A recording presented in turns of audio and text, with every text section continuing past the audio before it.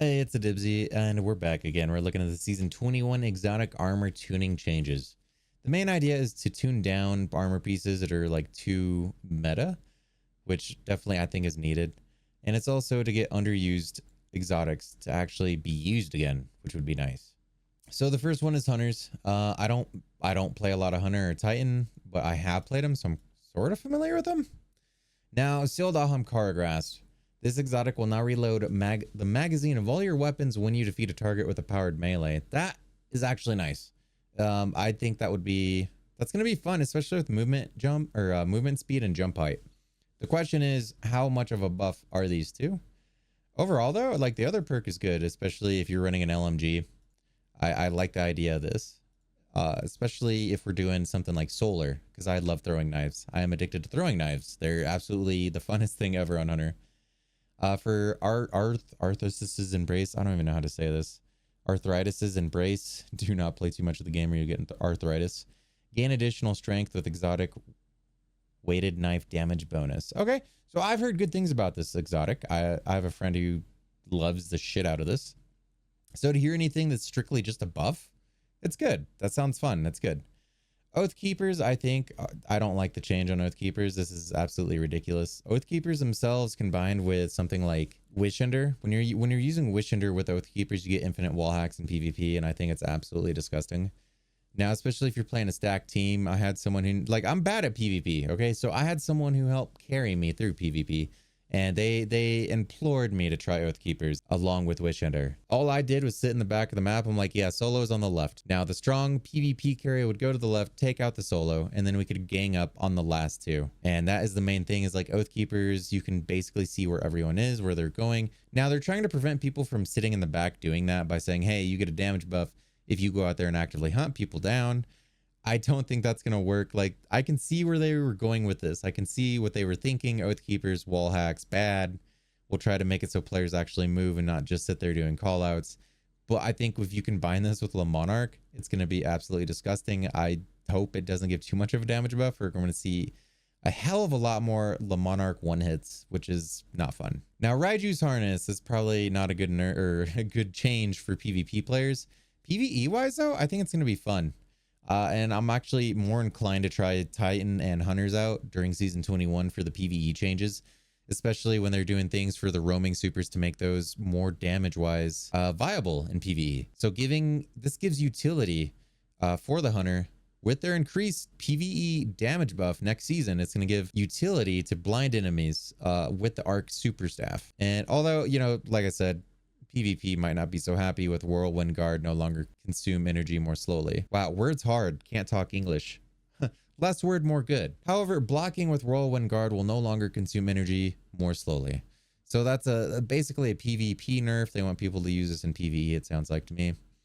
The changes to Radiant Dance Machines don't really sound like changes. I haven't used these, so I don't know how good they are. I know if you're using Marksman Dodge, though, it might be good for damage on boss or just getting a lot of rockets out there. So that's kind of cool. Like, I think it would only work with grenade launchers or rockets in terms of reload, but I've never really used Radiant Dance Machines. If you're a hunter, you're watching this video and you like Radiant Dance Machines, let me know what you think of this change, because I really don't know what to make of it, because it still sounds pretty much like Radiant Dance Machines to me. Stompies. This could piss off a lot of PvP people. I'll tell you right now, I have a friend who just started playing maybe 2-3 weeks ago, and they're into Destiny. They bought the DLC to play with us, and we were doing some PvP the other night, and they could not track for the life of them. It was so difficult to track hunters because they were up in the air, moving around like lunatics. So I think this is a good change overall for hunters that are not Stompy mains. This sucks. For the hunters that are Stompy mains, it's terrible. But for people like me and my friend who's just started playing the game, this might help out. Basically, if you're using Stompies, it's relying on your dodge energy to actually get the buff from Stompies. But in return, they've also removed airborne effective penalties. So that's an odd one. We'll see how these play out. It looks like hunters are going to be relying on getting their dodge energy back pretty quick, though. It depends also how much this gets drained when you're using it. Mask of Bacchus. So you change to using a tier 4 non-stacking weapon damage bonus, which behaves the same as non-stacking damage bonuses as surge mods.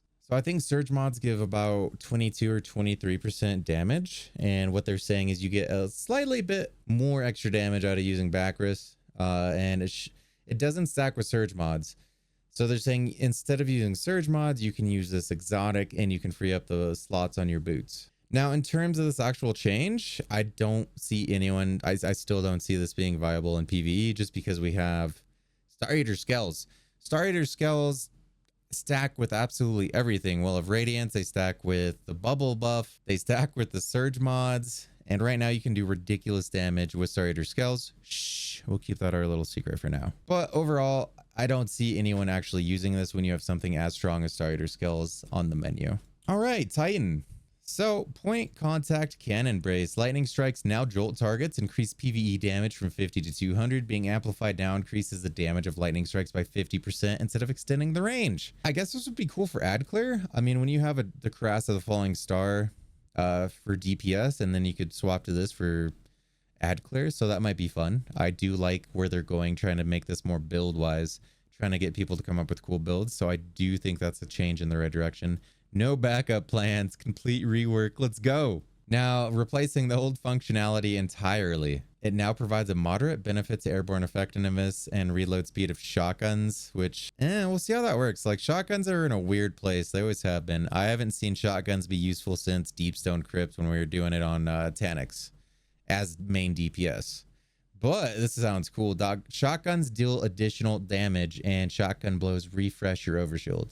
So the other thing I'm curious about is how this is going to work with Repulsor Brace, because there are shotguns with Repulsor Brace. I wonder if Repulsor Brace stacks with the overshield from no backup plans, but we have to wait and see what the heck this is actually going to be like. It sounds fun. I think something with conditional finality on top of no backup plans. If I could actually get my damn hands on conditional finality, this one might be a really fun build to run with. Second chance. Shield throw melee now weakens enemies. Stunning a barrier champion with your shield throw grants a single full melee charge. So considering if you actually are observant enough and disciplined enough not to just toss your shield out there Captain America style and you save it for those champs, this would be fun. I think it's nice to always have an alternative to being forced to use whatever the season's weapon is. That's why I was also really stoked for season 20 when they added these things like Ignite. I could stun unstoppable champions by igniting them or using stasis. So this is cool. It's also like getting Void.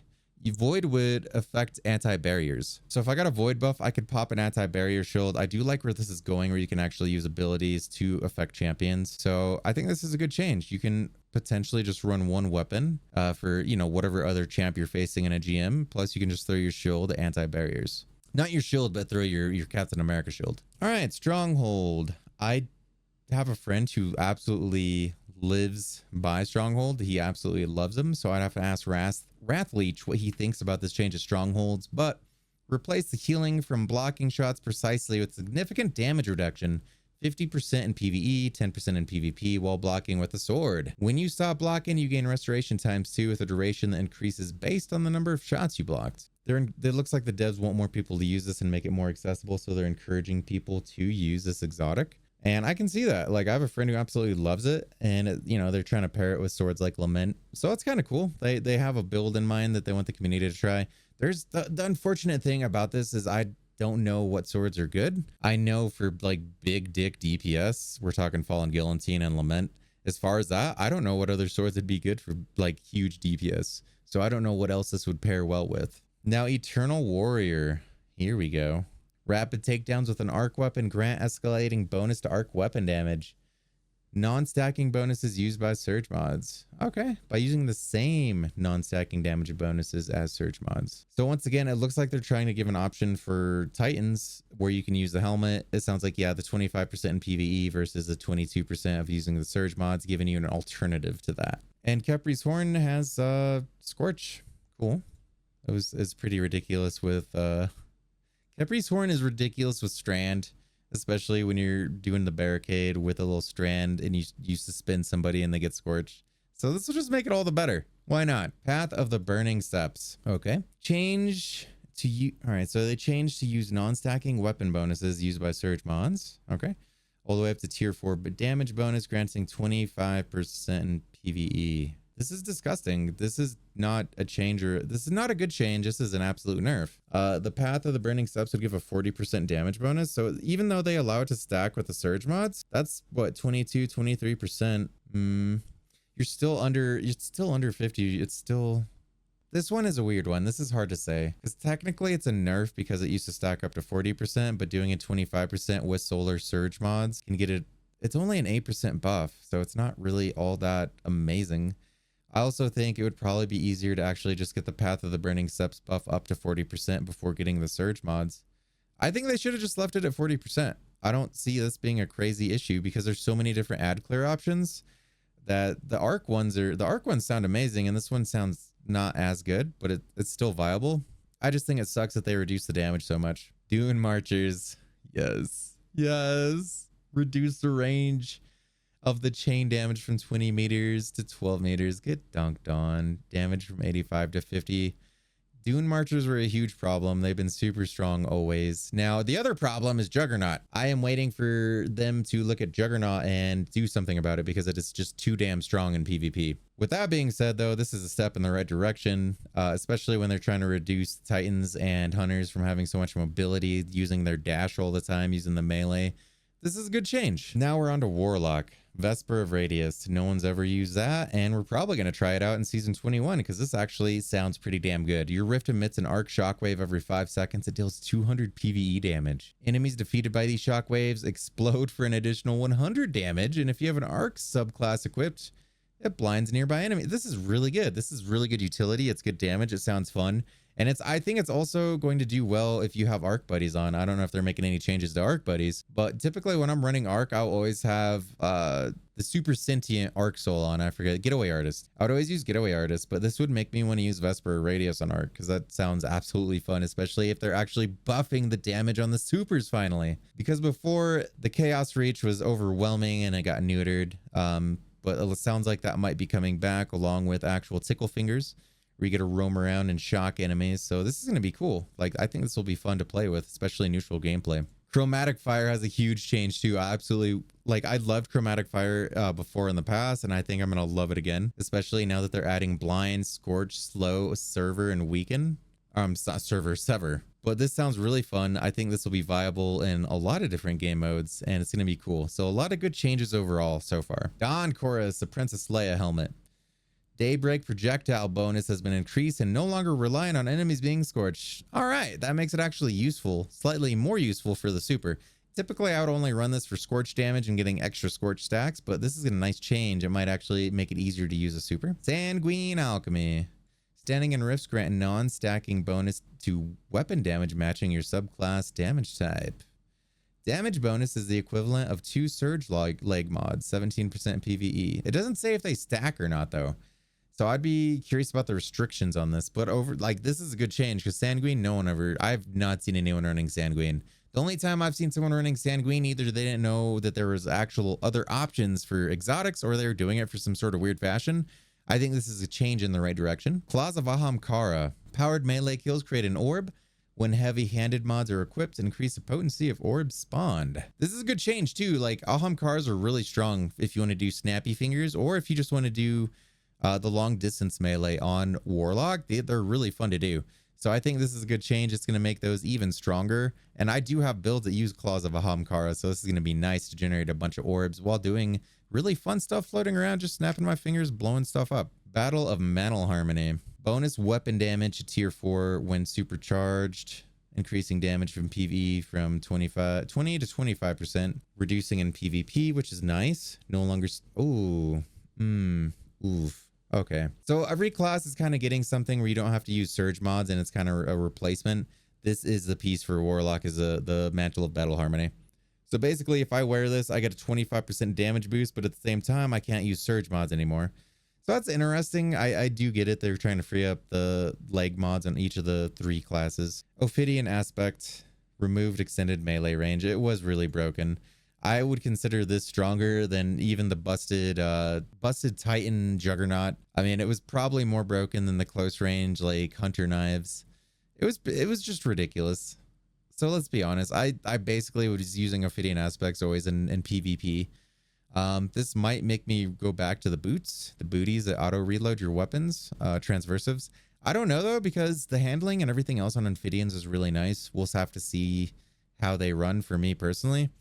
But typically, I mean, with this gone, I might just move back to the transversive steps, most likely myself. Promethean Spur grants Rift energy for solar weapon takedowns. More energy granted for solar weapon takedowns while standing in the Rift. You also now have to be standing in the Rift to get a final blow. For the exotic, consume the class ability to create a Rift near the target's location. Interesting. I haven't known anyone to run Promethean Spurs. It might be fun though. It would be fun on a solar build, so it might be worth trying out and seeing how it runs, how it feels, just to see how the changes are. Especially, if you're running something like Incandescent, it might be cool. And then lastly is the Starfire Protocol. We knew about this beforehand. They're doing they snipped the balls off this. Energy gain per instance of damage from 20 to 2.5. Empowered weapon kills now grant 20% grenade energy. I mean, that's been a problem for a while now. It's like the strongest Warlock build. There's still other strong Warlock builds, so it's not the end of the world for Warlocks. But basically going into and doing the newest dungeon, it probably hurts the most because you could have a stack of 3 Warlocks could one phase the boss, inspire the Watcher. So this might prevent that from being a thing again, because you could do the Warlock rotation with auto loading rockets, the Wither Horde, and the grenades. It was a fun build while it lasted. So GG's. Hopefully enjoy it while it's still around for the next week or two. Other than that, I think overall a lot of these changes are good. I'm looking forward to the changes with supers for PvE next season. And I think there's going to be a lot of opportunities for really cool builds to happen here. But we'll find out in season 21, Season of the Deep. So we'll catch you guys then.